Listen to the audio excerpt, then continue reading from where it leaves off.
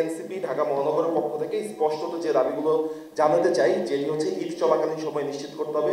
প্রথম কথা হচ্ছে যে আমরা ফ্যাসিস্ট সরকারের সময় দেখতে পেয়েছি যে মাদ্রাসাগুলোর আয়ের অন্যতম বড় একটি পথ হচ্ছে চামড়া সংগ্রহ করা, এবং সেখানে মাদ্রাসার শিক্ষা ব্যবস্থাকে এবং মাদ্রাসার কিউগুলোকে জিম্মি করে রাখার জন্য এবং তাদেরকে দুর্বল করে দেওয়ার জন্য আমরা দেখতে পেয়েছিলাম যে আওয়ামী ফ্যাসিস্ট আমলে কিভাবে একটি সিন্ডিকেট ব্যবস্থাপনার মাধ্যমে চামড়াকে একদম ফেলনা একটি বস্তুতে পরিণত করা হয়েছিল। আমরা দেখেছি 200 টাকা 300 টাকা দিয়েও কেউ চামড়া নিতে চায়নি।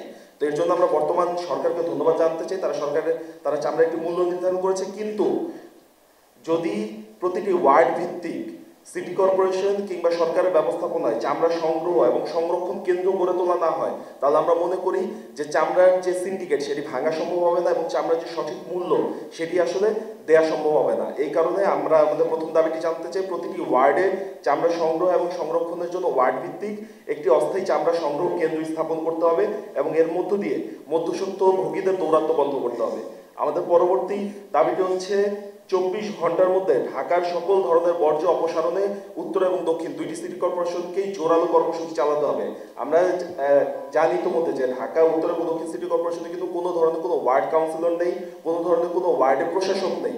অর্থাৎ এই মুহূর্তে শুধুমাত্র আমলাদের নিয়ন্ত্রণেই এই কর্মসূচিগুলো পালিত হবে। তো আমরা নিশ্চিত করতে চাই, যে কারণে আমরা ওয়ার্ড ভিত্তিক এনসিপির ভলান্টিয়ার টিম গঠন করেছি, তারা সিটি কর্পোরেশনকে সহযোগিতা করবে। ওয়ালটন আবারও মিলিয়নিয়ার অফারে ওয়ালটন ফ্রিজ কিনে আপনিও হয়ে যেতে পারেন মিলিয়নিয়ার।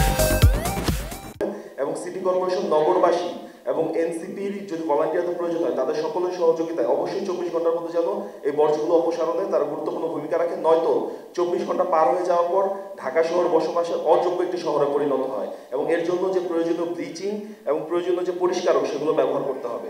এবং আমাদের পরবর্তী দাবিটি হচ্ছে যে ঈদের রাজধানী যখন ফাঁকা হয় তখন রাজধানী হচ্ছে অপরাধের একটি অভয়ারণ্য হয়ে ওঠে। সেখানে টিএমপিকে একটি গুরুত্বপূর্ণ ভূমিকা রাখতে হবে। তারা যেন ঢাকা শহরের নিরাপত্তা নিশ্চিতে তাদের যদি কোনো কর্মসূচি থাকে, তাদের যদি কোনো বিশেষ নির্দেশনা থাকে, সেটি অবশ্যই আজকের মধ্যে প্রকাশ করতে হবে এবং সেই ব্যাপারে নগরবাসীকে সতর্ক থাকতে হবে। এবং আমরা আরও একটি যেটি দেখতে পাই যে ঈদ যাত্রায়, কোরবানি ঈদের যাত্রায় কিন্তু শুধুমাত্র সাধারণ মানুষরা তাদের ঘরে ফিরে যায় না। এই ঈদে আমাদের সারা দেশব্যাপী গরু ব্যবসায়ী যারা ঢাকা শহরে আসেন গরু বিক্রি করতে, তারা যখন হচ্ছে তাদের বাড়িতে ফিরে যান, আমরা কিন্তু রাস্তায় তাদেরকে অজ্ঞান পার্টি সহ নানান ধরনের বিপদের সম্মুখীন হতে দেখি এবং যেখানে তাদের সর্বস্ব লুট করা হয়। এই জায়গাতে পুলিশ প্রশাসনকে গুরুত্বপূর্ণ ভূমিকা রাখতে হবে, তাদের ঈদ যাত্রাটিকে নির্বিঘ্ন করতে হবে এবং নিরাপদ করতে হবে। এবং এর জন্য অবশ্যই গুরুত্বপূর্ণ যা যা পদক্ষেপ নেওয়া দরকার এই পদক্ষেপগুলোকে পুলিশ প্রশাসনকে গ্রহণ করতে হবে।